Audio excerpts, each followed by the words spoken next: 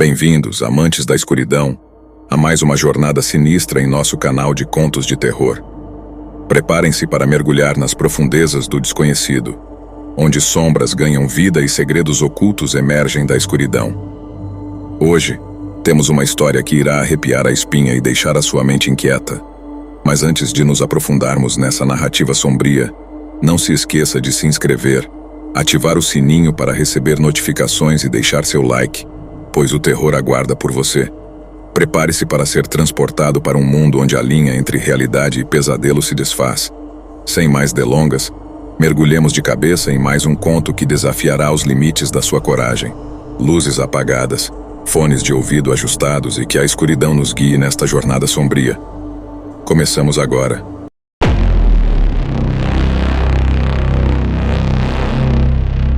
O caso de Lauren Spierer é um dos mais enigmáticos e angustiantes desaparecimentos das últimas décadas. Lauren Spierer, uma jovem estudante da Universidade de Indiana, desapareceu em junho de 2011, e seu caso permanece sem solução, deixando sua família e amigos em um estado de incerteza e angústia. Lauren Spierer nasceu em 17 de janeiro de 1991, em Greenburgo, Nova York. Ela era uma jovem vibrante, conhecida por sua personalidade amigável e sua dedicação aos estudos. Lauren estava no segundo ano de sua graduação em moda na Universidade de Indiana, localizada em Bloomington, quando seu desaparecimento ocorreu. Era uma estudante dedicada e ativa, envolvida em várias atividades acadêmicas e sociais. Na noite de 2 de junho de 2011, Lauren estava participando de uma festa em uma residência perto do campus. Ela foi vista pela última vez por volta das 4 da manhã, quando deixou a festa e foi em direção ao seu apartamento.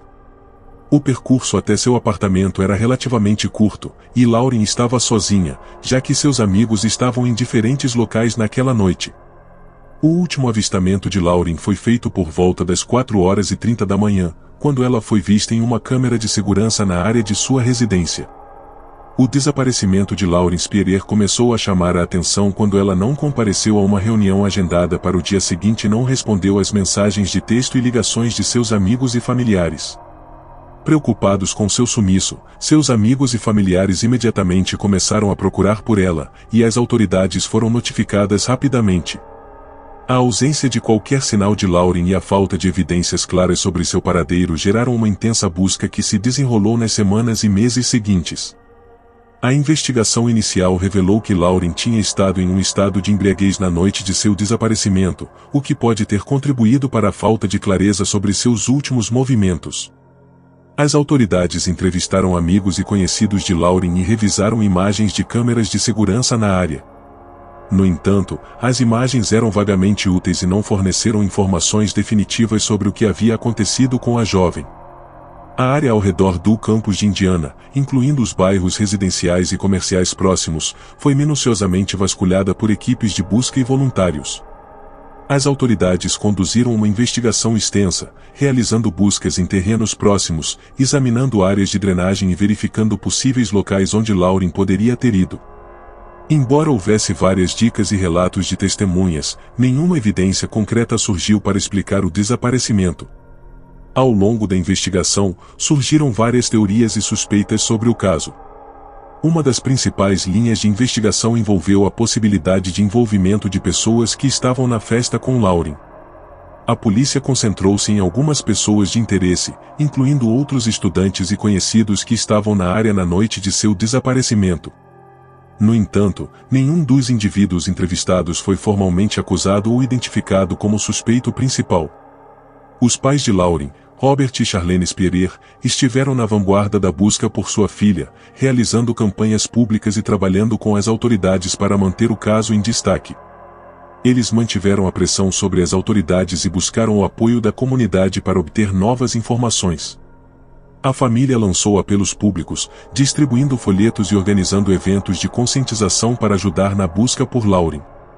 Além dos esforços da família, a mídia também desempenhou um papel importante na cobertura do caso.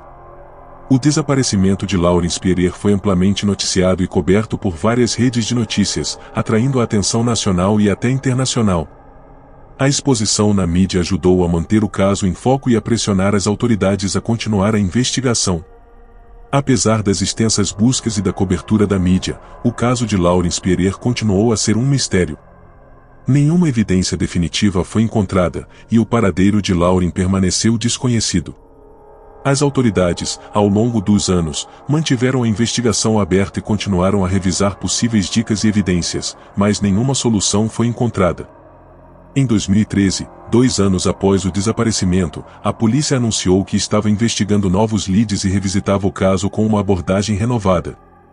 No entanto, mesmo com os esforços contínuos, o caso de Laurence Pierre ainda não teve uma resolução concreta. O desaparecimento continua sendo uma dor para sua família e um mistério não resolvido para a comunidade. A ausência de respostas e a falta de fechamento para o caso de Laurence Pierre tem sido uma fonte constante de angústia para seus entes queridos. A busca por justiça e por respostas continua, com a esperança de que, um dia, novas informações possam emergir e levar a uma solução para o caso. O caso de Laurence Pierre é um lembrete sombrio de como a vida pode mudar drasticamente em um instante e de como a falta de respostas pode impactar profundamente aqueles que ficam para trás. A história de Lauren é um apelo contínuo para a vigilância e o apoio na busca por respostas para aqueles que desaparecem e para suas famílias que enfrentam a incerteza e a dor de não saber o que aconteceu com seus entes queridos.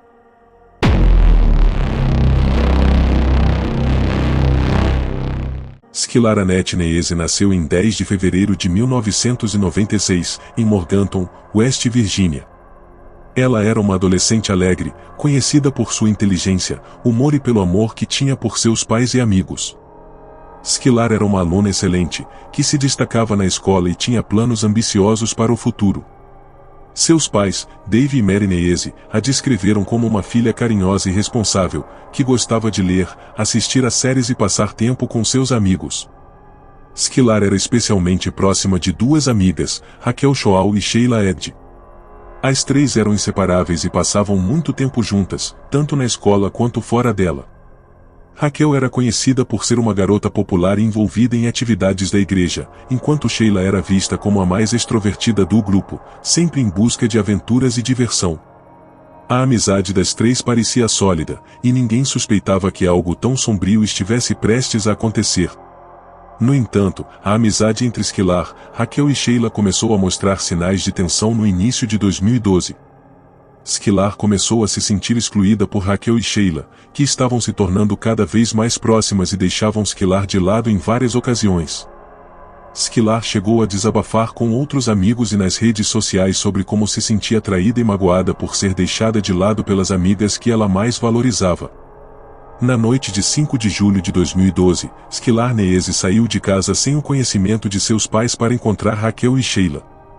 Ela escapou pela janela do quarto por volta da meia-noite, algo que não era incomum, pois as 3 amigas frequentemente saíam juntas tarde da noite sem o conhecimento dos pais.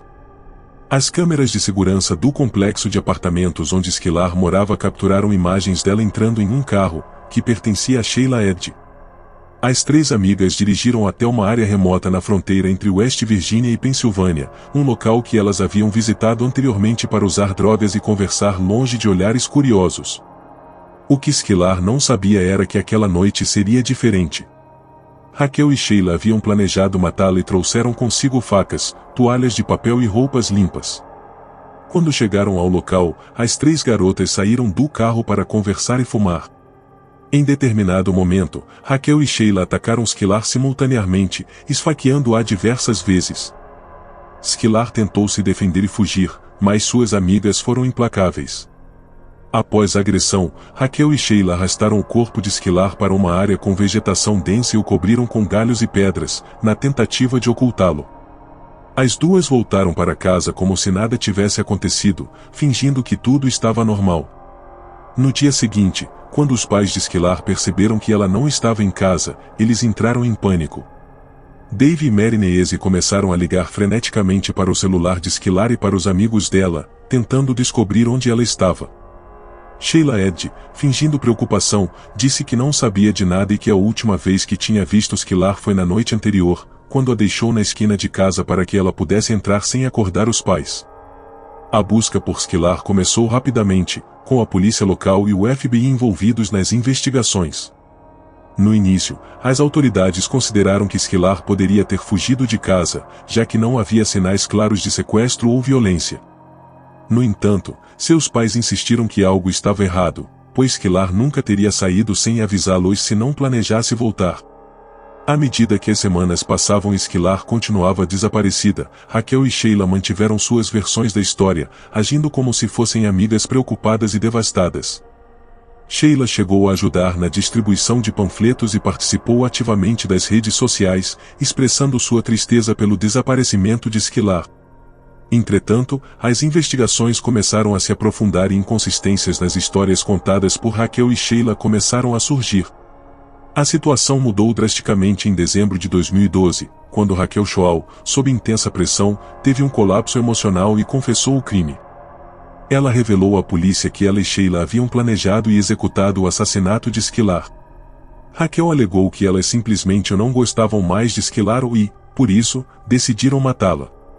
A confissão de Raquel chocou tanto os investigadores quanto a comunidade.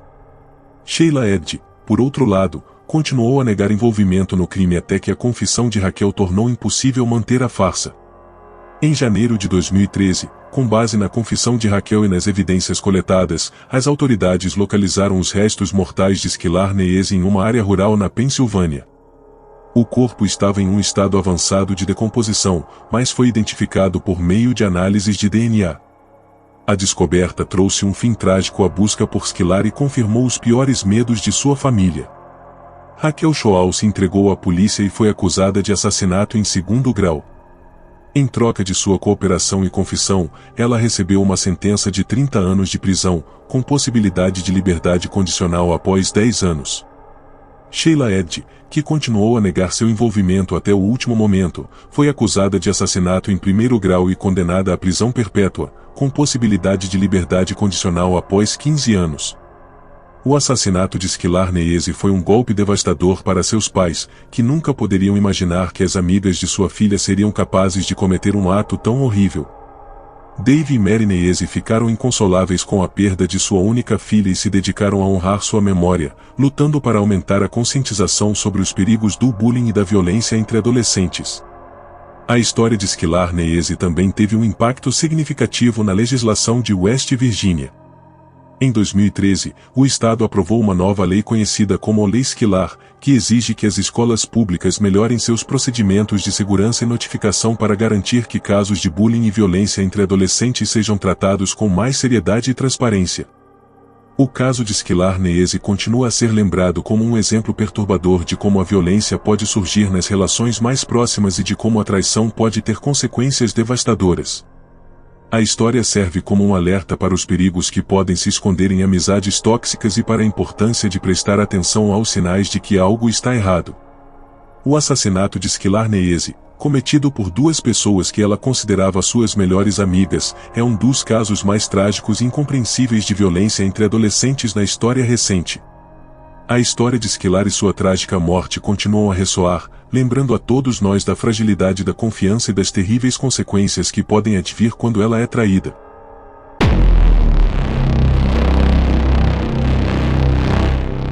Laci Peterson nasceu em 4 de maio de 1975, em Modesto, Califórnia.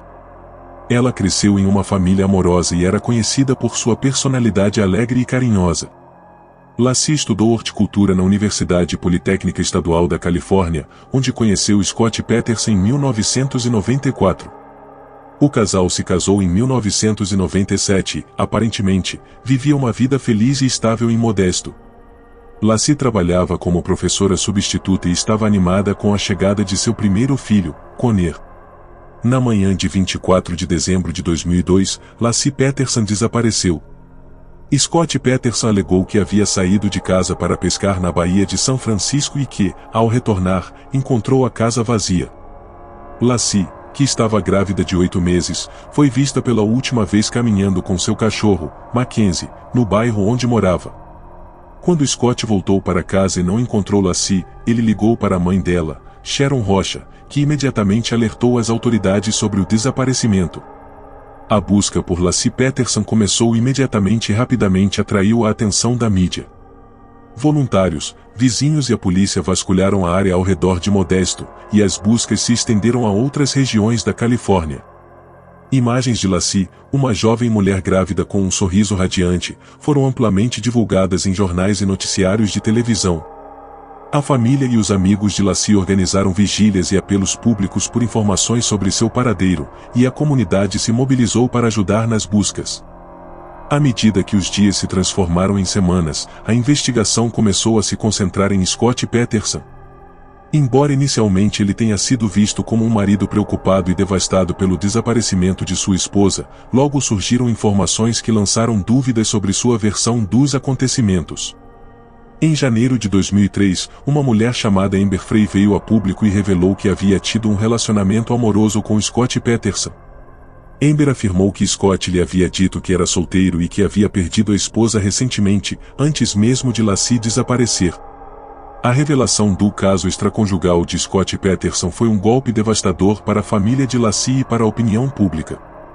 As suspeitas sobre Scott aumentaram, especialmente porque ele havia mentido para Amber Frey sobre seu estado civil e sobre a gravidez de Lassie. A polícia começou a monitorar Scott de perto e a investigar seus movimentos e comunicações. No entanto, apesar das crescentes suspeitas sobre Scott, as autoridades ainda não tinham evidências concretas ligando-o diretamente ao desaparecimento de Lassie. A investigação continuou por meses, enquanto a mídia continuava a cobrir o caso intensamente. A história de uma jovem mãe prestes a dar à luz, que desapareceu misteriosamente, cativou o público e gerou uma enorme pressão sobre as autoridades para resolver o caso. Finalmente, em abril de 2003, os restos mortais de Lassie Peterson e de seu filho Conner foram encontrados na Baía de São Francisco, perto do local onde Scott havia dito que estava pescando no dia do desaparecimento de Lassie. Os corpos estavam em um estado avançado de decomposição, e a identificação foi feita por meio de exames de DNA. A descoberta dos corpos confirmou os piores temores da família de Lassie e marcou o início de um processo legal que se tornaria um dos julgamentos mais acompanhados da história recente. Com a descoberta dos corpos, Scott Peterson foi preso e acusado de duplo homicídio, o assassinato de sua esposa Lassie e de seu filho não nascido, Conner. A promotoria argumentou que Scott matou Lassie em sua casa na noite de 23 de dezembro ou na manhã de 24 de dezembro de 2002, transportou seu corpo até a Baía de São Francisco e o descartou no mar, na esperança de que nunca fosse encontrado. A acusação também sugeriu que Scott cometeu o crime para se livrar das responsabilidades de ser pai e continuar seu relacionamento com Amber Frey. O julgamento de Scott Peterson começou em junho de 2004, e foi amplamente coberto pela mídia. O caso atraiu uma enorme atenção pública, com debates acalorados sobre a culpabilidade de Scott. A promotoria apresentou uma série de evidências circunstanciais, incluindo o fato de que Scott havia comprado um barco pouco antes do desaparecimento de Lassie e que havia feito pesquisas na internet sobre marés e sobre como construir âncoras. Além disso, os promotores argumentaram que Scott demonstrava um comportamento frio e indiferente após o desaparecimento de Lassie, o que sugeria que ele não estava emocionalmente afetado pelo sumiço de sua esposa. A defesa de Scott Peterson, por outro lado, argumentou que as evidências apresentadas pela acusação eram circunstanciais e que não havia provas diretas de que Scott havia matado Lassie. Eles também sugeriram que os corpos poderiam ter sido plantados na baía por outra pessoa para incriminar Scott. A defesa tentou criar dúvidas razoáveis sobre a culpabilidade de Scott, alegando que ele era um homem inocente que havia sido envolvido em um pesadelo judicial. Apesar dos argumentos da defesa, o júri considerou Scott Peterson culpado de assassinato em primeiro grau pela morte de Lassie e de assassinato em segundo grau pela morte de Conner. Em novembro de 2004, Scott foi condenado à pena de morte e sentenciado a cumprir sua pena no corredor da morte na prisão estadual de San Quentin, na Califórnia. A condenação de Scott Peterson não trouxe consolo à família de Lassie, que ainda sofria com a perda devastadora. Para os pais de Lassie, Sharon Rocha e Dennis Rocha, a morte da filha e do neto foi uma tragédia que abalou suas vidas para sempre. Sharon escreveu um livro sobre o caso, For Lassie, The Mother Story of Love, Lois, and Justice, no qual ela compartilhou sua dor e suas memórias de Lassie, além de detalhar os eventos que levaram à condenação de Scott. O caso de Lassie Peterson também teve um impacto significativo na opinião pública sobre o sistema de justiça criminal e sobre a pena de morte nos Estados Unidos. O julgamento foi um dos primeiros casos criminais a ser transmitido ao vivo pela televisão e amplamente discutido em programas de notícias e talk shows. A cobertura extensa do caso levantou questões sobre o papel da mídia em influenciar a opinião pública e os resultados de julgamentos criminais. Nos anos seguintes, Scott Peterson manteve sua inocência e sua defesa entrou com vários recursos para reverter sua condenação e sentença de morte. Em 2020, a Suprema Corte da Califórnia anulou a sentença de morte de Scott, citando erros no processo de seleção do júri, mas manteve sua condenação por assassinato. O caso foi devolvido ao Tribunal Inferior para determinar se Scott deveria ser submetido a um novo julgamento para a pena de morte. O caso de Laci Peterson continua a ser um dos mais trágicos e complexos da história criminal dos Estados Unidos.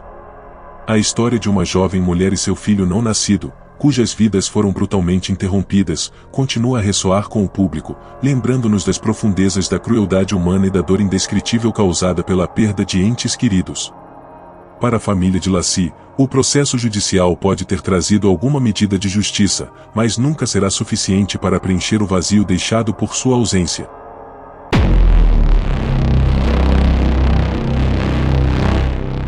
Edna Ma nasceu no início do século XX em uma pequena cidade do meio-oeste dos Estados Unidos.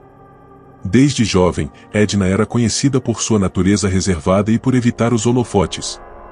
Sua vida parecia seguir o curso normal para uma mulher de sua época. Ela casou-se jovem, teve filhos e se dedicou à vida doméstica. No entanto, por trás dessa fachada de normalidade, havia uma tensão subjacente em sua vida familiar que mais tarde viria à tona de uma forma chocante.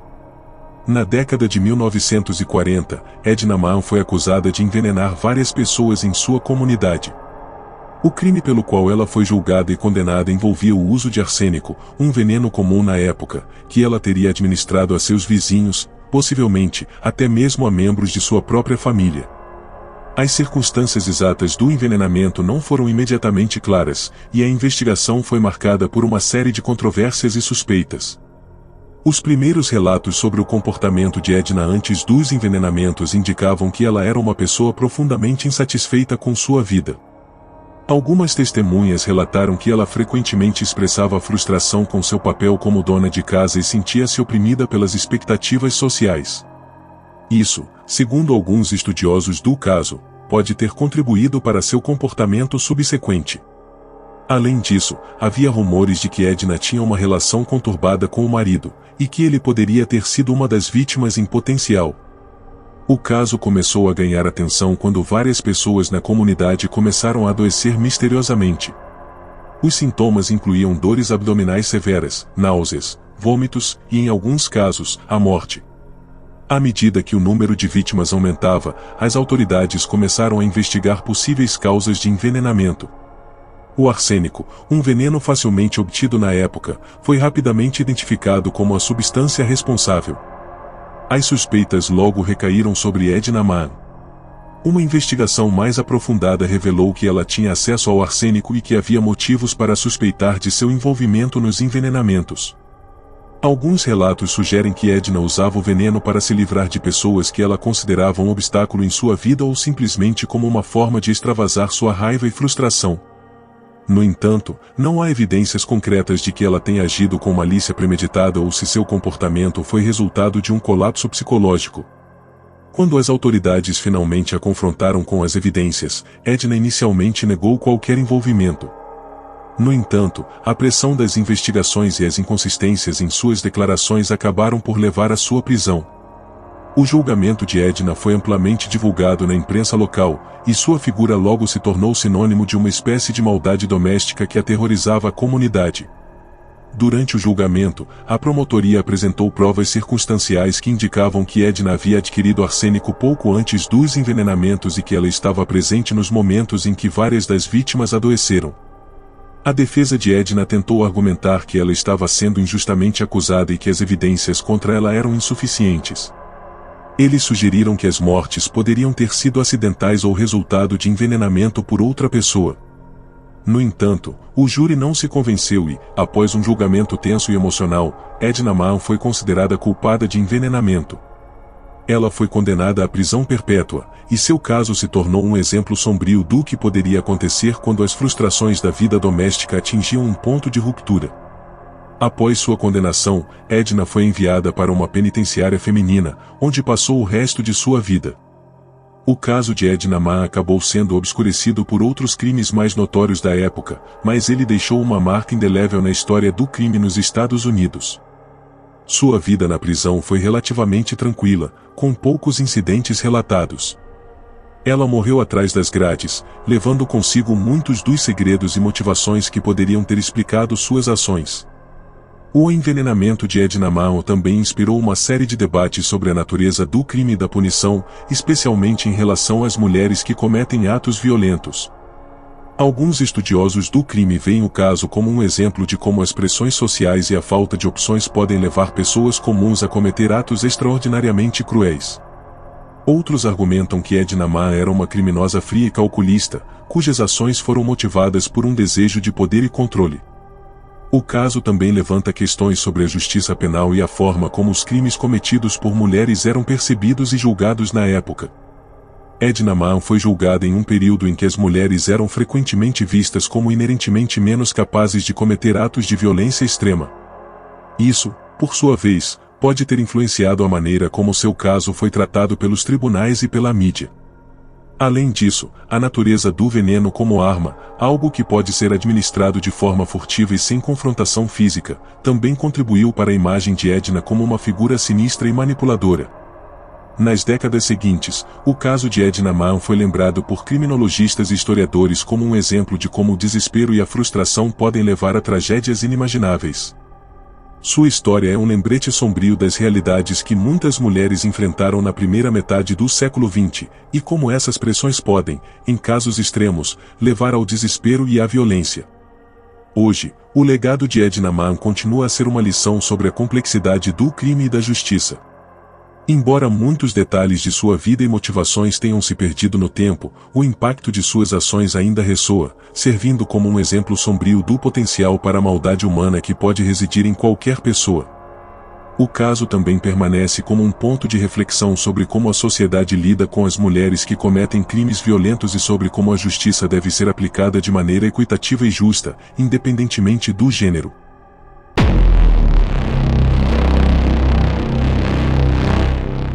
Teresa Aubach era uma jovem vibrante e apaixonada por fotografia. Ela trabalhava como fotógrafa freelance para Auto Trader, uma revista que destacava carros à venda. Em 31 de outubro de 2005, Teresa foi enviada à propriedade da família Avery para fotografar uma minivan que Steven Avery estava vendendo. Este seria o último dia em que Teresa foi vista com vida. Sua família reportou seu desaparecimento em 3 de novembro de 2005, o que deu início a uma investigação que rapidamente focou em Steven Avery. Steven Avery já era uma figura controversa em Manitowoc County antes do desaparecimento de Teresa Aubach. Ele havia sido injustamente condenado por um estupro em 1985, pelo qual cumpriu 18 anos de prisão antes de ser exonerado em 2003 graças a evidências de DNA. Após sua libertação, Avery processou o condado de Manitowoc por sua prisão injusta, buscando uma compensação financeira substancial.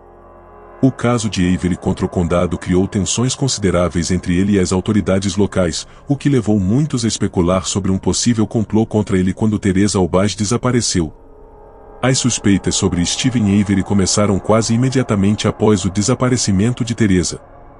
A última vez que ela foi vista foi em sua propriedade, e os investigadores rapidamente encontraram seu veículo, um Toyota RAV4, escondido dentro do extenso depósito de sucata da família Avery. Dentro do veículo, foram encontradas manchas de sangue que foram posteriormente identificadas como pertencentes a Steven Avery.